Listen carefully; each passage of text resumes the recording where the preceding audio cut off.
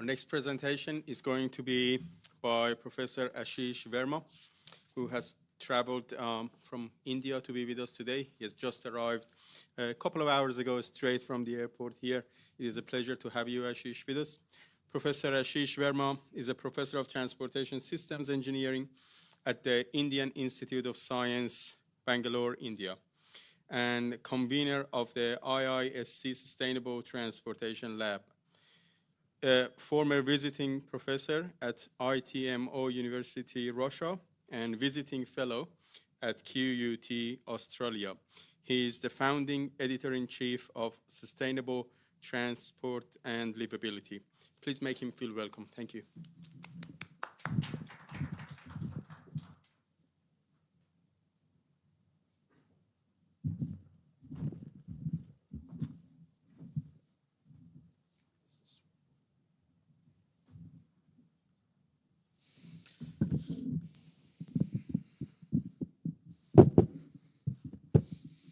Thanks, Milad.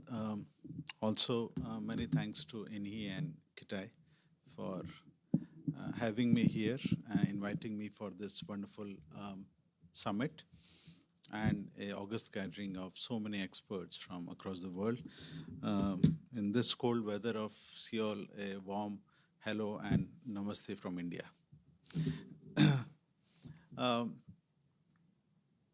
I'll take a different journey for all of you into spiritual gatherings and spiritual gatherings of scale that are largest in the world. From the event named Kumbh Mela, which is a largest peaceful human gathering on this planet by the numbers that we're talking about. Okay, let me just go back.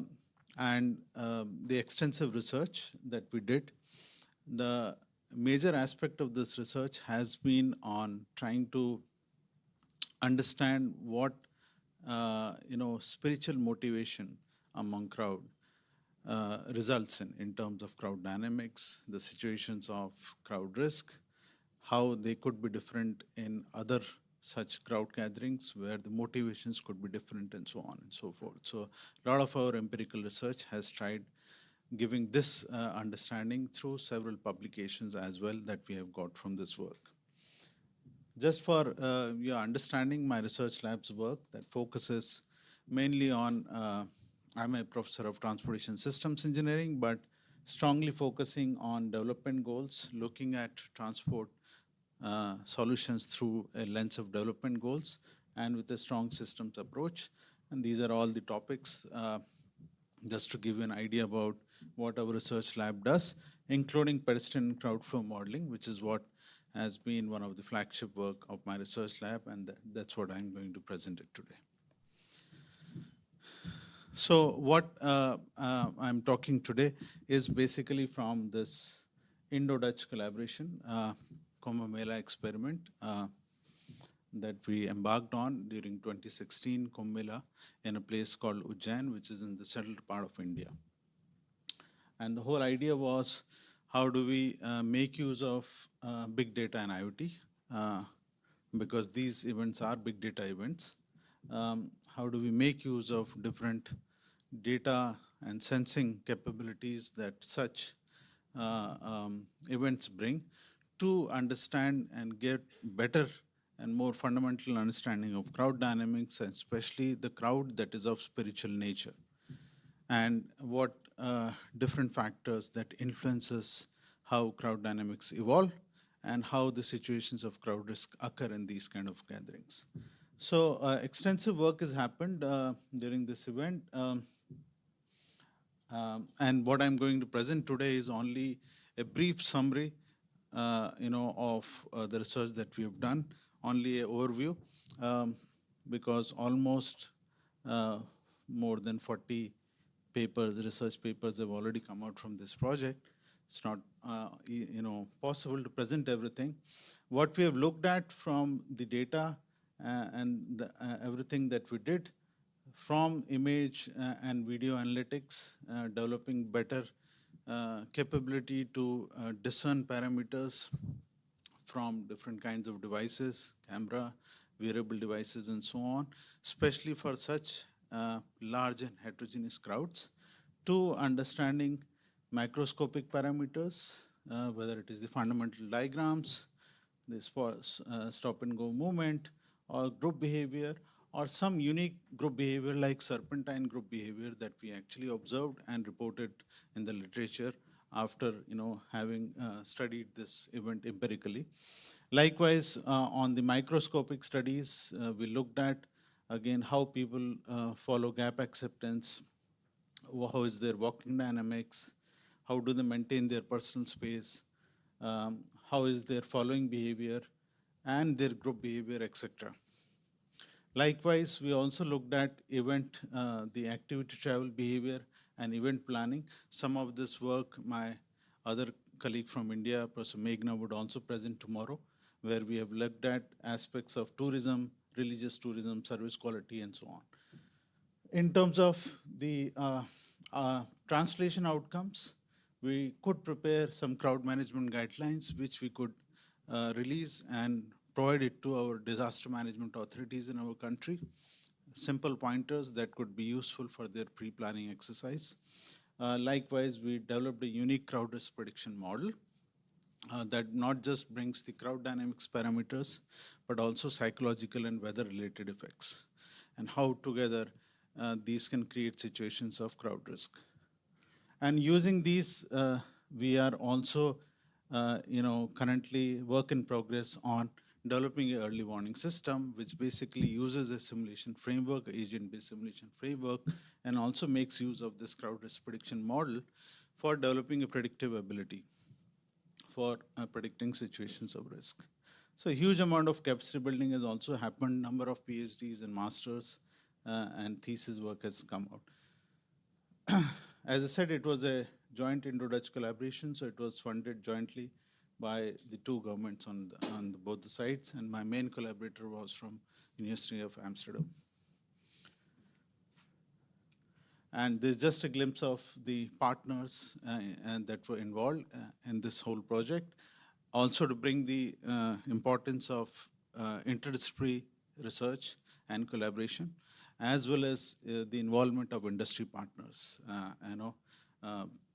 industries who bring their understanding of big data and IoT, the specialized devices that we can use, and so forth. In terms of the sheer numbers, we recently had one version of Kumbh Mela concluded in India, and the total estimated numbers were about 500 to 600 million people coming to that event in the span of the event time, which is about 1 to 2 months. So that's the scale of event. And these events have seen from time to time unfortunate situations of crowd crush or stampede and leading to some unfortunate deaths. So still a challenge as to how we make these events safer, especially when you have such large-scale gathering of people. Just to give you an idea about the event, typically it happens in 4 different places in India, rotating every 3 years. So in the same place, it comes back after 4 years, after 12 years. And typically what this event consists of is you'll have a river in that city, which is considered holy for the spiritual importance that it brings, especially during those timings and days. And there is importance of taking a holy dip along that river, especially on specific points, which are considered to be extremely rare occasion for people to gain spiritual goals from that. But these events are quite a deadly concocted mix of people with heterogeneous characteristics. So one set of people in this kind of event are holy men. We call them sadhus. Many of them follow a very disciplined life. Many of them have given up all their worldly pleasures. Their behavior and psychological characteristics give them a particular type of psychological pressure that they may create or the discipline that they may carry, depending upon the type of faith and the belief with which they practice their spirituality. The other large section of people are rural population coming from rural areas in the country. Many of them may not have access to a cell phone, a mobile phone, or even if they have, it may be just a feature phone. They may be coming in a group of people, say 10 people, 15 people, men, women, children together, and moving together like an amoeba. Yeah, so they'll men will kind of make a circle or a group, and women and children will move in between. So they are like floating amoeba trying to navigate through the crowd, and that itself has its own specific kind of bearing. If not understood, will give us a half-baked understanding of such situations. They may not be literate in some cases, so providing information about the event and changing situations is a challenging task for them. Likewise, there are also a lot of urban and foreign population that comes to these events. Some of them may be spiritually inclined, but others are just for a tourist adventure. They just want to have an adventure of what happens in such a large gathering.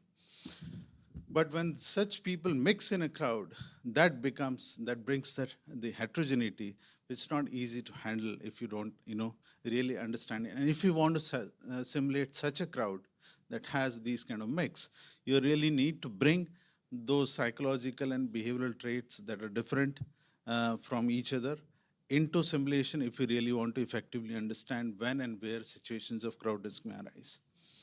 In terms of activities, such spiritual gatherings offer many aspects. For example, the main important thing is to take holy dip in the river. At the same time, there will be a lot of temples based on which god you worship. You would like to go and visit the temple. There'll also be a lot of spiritual camps, which are called as akhadas, which are set up by spiritual leaders during the event area, and where a lot of activities happen. People go for preachings, listen to spiritual songs, etc., etc., and free food. Yeah, you can imagine when so many people are there, how do they eat? So a lot of free food is being distributed in these camps. At the same time, there are also large processions that happen on specific days, and people like to be involved in those processions or witness them. Yeah. So these are all activities, but they're all being done in a very dynamic situation where control conditions are changing. From the organizer's point of view, somewhere they are blocking the pedestrians to not go further, somewhere vehicles are being restricted. The information about what's happening in different camps, akhadas, is also not known. So all these activity participation is happening either in the absence of information or half-baked information. And so you can characterize the crowd in such a spiritual gathering either as goal-directed or goal-seeking or goal-identifying, depending upon how much they really know what is that they want to do and where the activities need to happen. On certain specific days, for example, when it is a holy dip day and everybody is trying to reach one single point to take a holy dip, it's just a goal-directed event. And it's a very similar situation, for example, in Hajj, where everybody is trying to reach a location where, say, they are doing that ceremony of throwing stone on a wall. So everybody is spiritually inclined and leading to the same situation. So you can actually find a lot of similarity in different spiritual events based on the nature of the event and the importance of those days. So the objectives of our research were basically to gain this empirical understanding of such spiritual events of such scale and develop methods, models, and algorithms which can possibly aid and help planners. What kind of sensing and analytics could be useful, and if we can give some crowd management guidelines. So these were broadly the objectives that we had. As I explained, the idea was to basically make use of different sensing capabilities besides behavioral data and psychological data that we collect through surveys, and see what kind of decision support that you can provide to event organizers. Just to give a glimpse and also to make you understand how such crowd situations in real empirical settings differ from an experimental setup, where you're trying to do experiments on controlled crowds, maybe in a room, asking them to evacuate, or people going through. You will not be able to, say, induce the impact of weather. Now, this event happens in the peak summer, and when the temperatures are 40 degrees Celsius or plus. Yeah, so there is also an impact of weather, which otherwise you may not be able to induce in an experimental setup.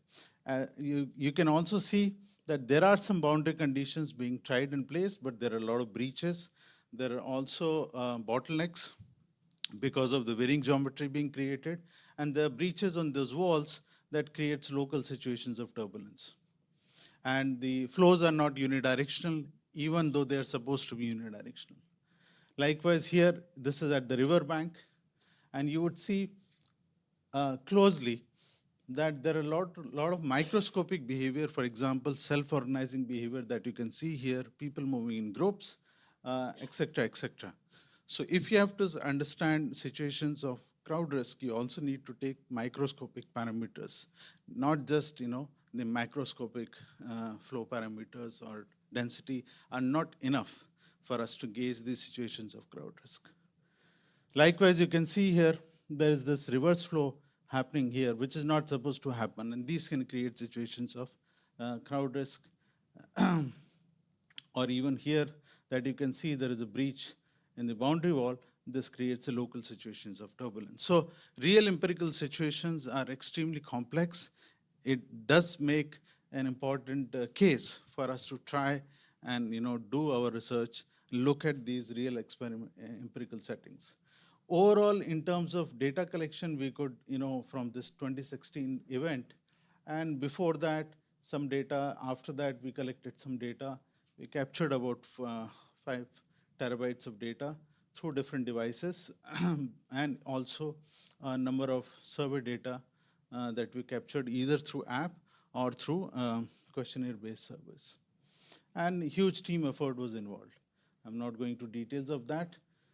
But just to make you understand the difference, the experimental setup versus real conditions, in real events, it's not easy to have ideal such situations where the camera placement would be ideal, the angle would be ideal, you will not have any occlusion and those things. So, so the data that you actually get from real empirical situations is much more noisy and requires a lot more processing and cleaning before you are able to make use of it. So we were actually, just like, so you would see a typical scenario where there are a lot of spiritual camps of different spiritual gurus, and we had our own research camp. We called it as Into-Dutch Collaborative Research Camp. I was the spiritual guru of my research camp that time, and we did extensive research, quite a, exciting experience of how from far away from, comfortable lab conditions, you would make people to work and do some research. These are glimpses from the actual event. And data sources, as I mentioned, several data sources that we use. These are just snippets of those few data sources, as well as we use some IoT devices, which came from one of our Dutch industry collaborator. Especially to capture crowd movements inside temple premises where GPS data may not be effective or accurate enough. These are again some more shots from the overhead cameras, the head-mounted cameras, GPS traces, and so on and so forth. And also a load of questionnaire surveys that we did, basically to, there were some priming experiments also that we did, activity participation, how much people are ready to walk in these kind of events. As I said, the temperature in this event is 40 plus degree Celsius. That's extremely hot. What make people still walk in these situations where otherwise in a normal commute situation, you will not like to walk?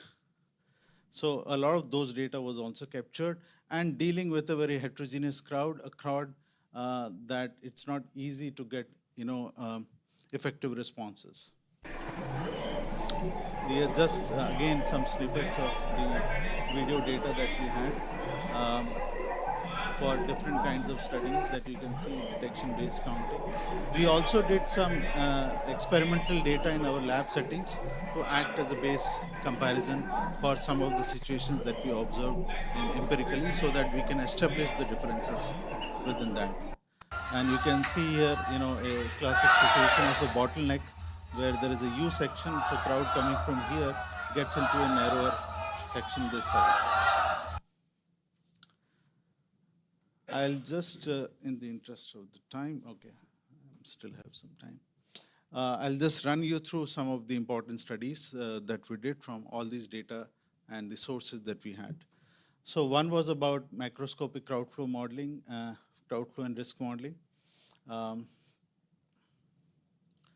So what we have tried developing is a crowd risk index, considering the crowd dynamics aspect as well as the psychological aspects and the effect of temperature and humidity.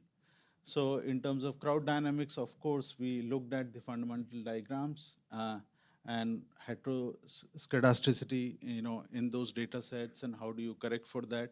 Along with that, the presence of group sizes of different groups and what impact does it have on crowd dynamics.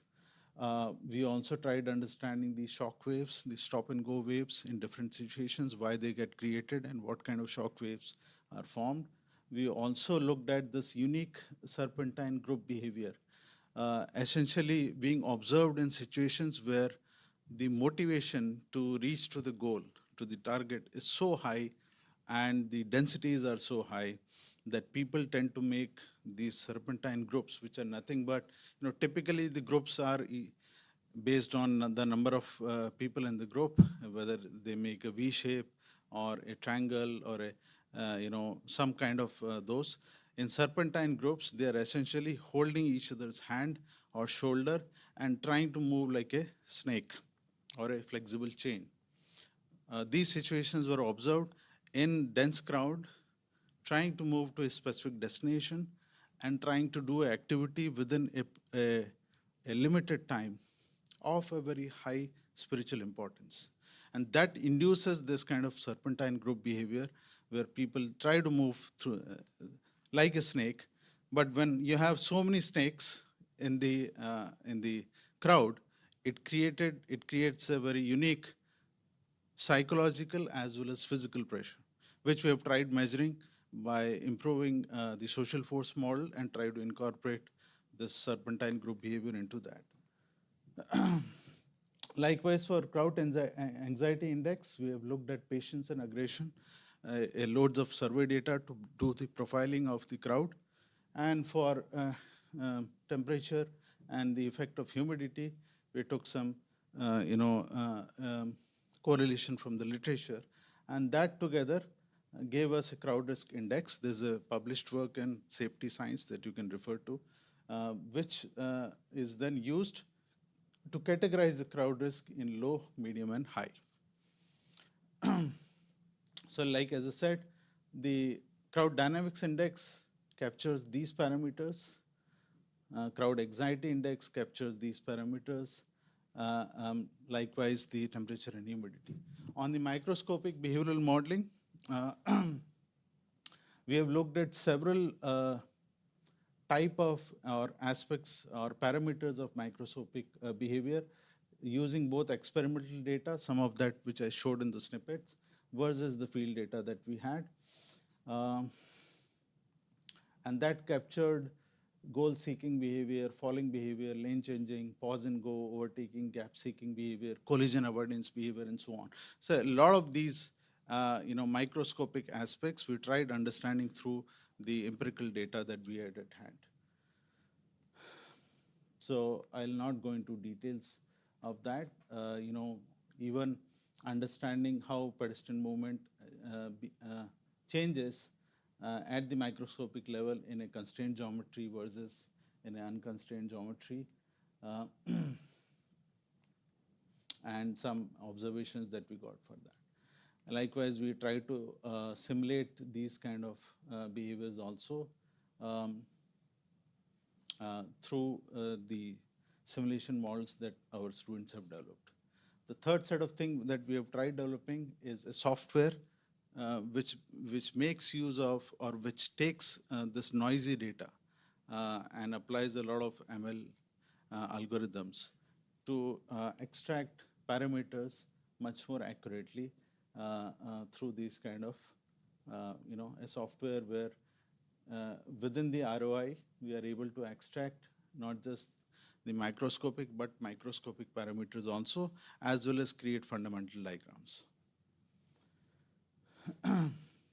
So within this whole sensing and analytics, we have developed detection-based counting algorithms, group detection and tracking, movement estimation, even categorization and tracking, and an integrated tool that brings all of them together and feeding this into some kind of a simulation. So these kind of optical flow models we have tried using to estimate the crowd flow numbers, especially when the density gets higher, because the accuracy gets lower when the density is higher. Likewise, we have developed this kind of a integrated tool that can detect and track pedestrians and also work both in manual and automatic mode.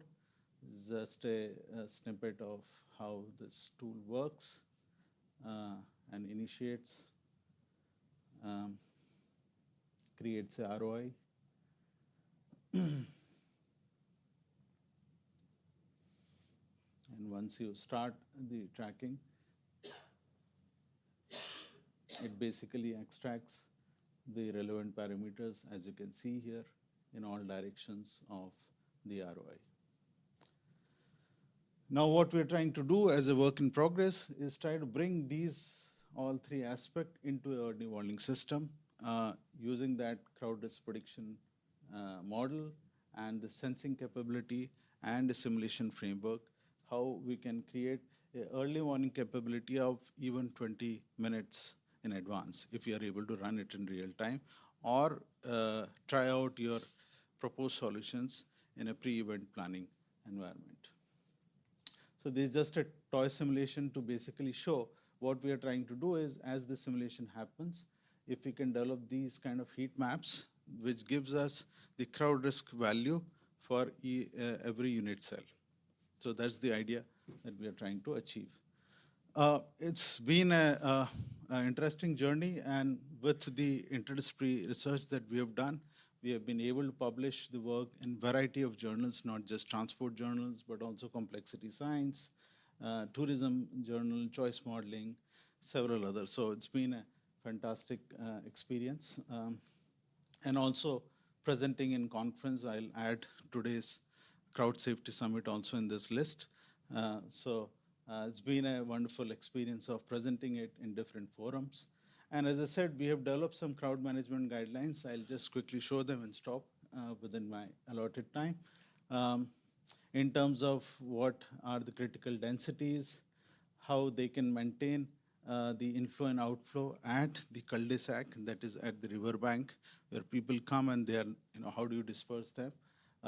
Arrangements that basically doesn't create more situations of bottleneck or other situations and so on. So, for example, avoiding these kind of cross flows, not allowing vehicles mixing with the pedestrians, and even, for example, horse ride, policemen who are on horses in the crowd. That actually is a much riskier aspect. From police point of view, it probably serves purpose because they are at a high level as compared to crowd, but it does induce a lot of psychological risk. Likewise, simple things which we tried simulating, and if you have evacuation or people getting out from a room, if you create an obstacle, the self-organizing behavior is actually better in those situations.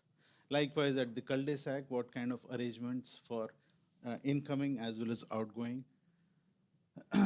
For facility planning, based on the acceptable walking distance for different types of activities, at what place, location and placement you can actually create. As I said, it's a pop-up city for 2 months that you create to cater to the huge crowd, and a lot of facilities need to be created, which needs a lot of cost. So if you can optimize that cost through a better understanding of acceptable walking behavior, that also can help them a lot. Likewise, for event planning, what kind of information through different sources that one can provide, even how you can place your camera and angle so that, and the quality of the camera images and so on. So that's in brief. As I said, there is a long list of research papers. I would be happy to share, research papers on any specific study that you'd be more interested. Thank you for this opportunity. Thank you.